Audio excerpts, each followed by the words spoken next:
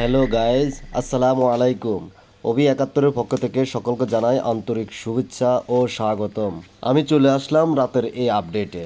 তো আমাদের এই লিচু গাছ থেকে এই একটা বড় লিচু গাছের ডাল বাতাসের সাথে ধুম করে ভাঙ্গি পড়ে গেছে। তো এ হয়ে যাওয়ার সাথে সাথে আমরা আওয়াজ শুনি, কি করবো, ঘরে চুপচাপ বসে আছিলাম। এরপর যখন বৃষ্টি কমছে, কমার পরে আমরা গেছি, যাওয়ার পর দেখি যে লিচু গাছ হরেই সই ধরেছে। এখন কি করব, লিচু এগুলারে সবগুলাই নিতেছি, আবার ভালো করে মিষ্টি হয় নাই, বাতি হয় নাই, চামড়াগুলো অনেক গাদল। তাই আমরা এগুলারে ঢাইল থেকে আলাদা করে মানে ভাঙি ভাঙি ভাঙি ভাঙি নিই, এগুলারে জুলাই থমু, জুলাই থুলে তাহলে হয়তো মিষ্টি হইতে পারে, মানে সামান্য একটু মিষ্টি হয় আর কি। মানে এখন যে পরিমাণ টক, এই টকটা কমে যাইব। অনেক লিচু, অনেক লিচু, অনেক লিচু পড়ে গেছে। আল্লাহ, এগুলা মানে ফাঁকায় আমারে খাওয়াইব না, আল্লাহ ভালো জানে। তো এগুলা আসলে অনেক মানুষের রিজিক, কিন্তু আল্লাহ আমাগরে দিয়ে দিছে। তো এগুলো আমরা বাজারজাত করতাম। কত বড় বড় মানে লিচুগুলো এবারে অনেক বড় বড় হয়েছে। তো আরও আছে গাছে, আরও আছে, অনেক আছে। তো কিন্তু এই ঠাইলি যে ভাঙ্গি হয়ে গেছে, এক ঠাইলে কত লিচু আবার রয়ে গেছে।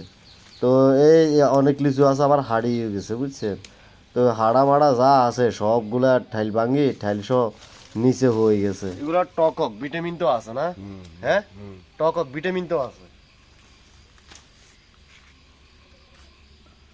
এগুলো তো আর এই যে একবারে, ইস,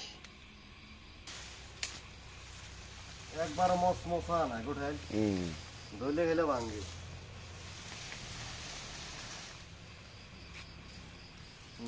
আর কুকা আছে।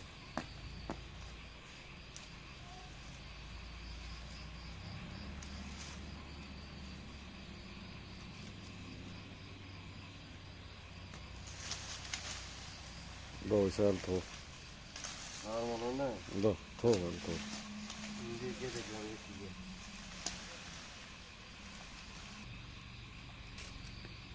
এই যে, ওরে আল্লাহ, 12 তো আছে অনেক, এর লেগে না হয়ে গেছে মনে হয়।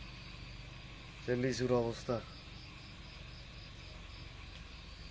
এগুলো লালকে, এগুলো দুই লেগে আনে, হ্যাঁ।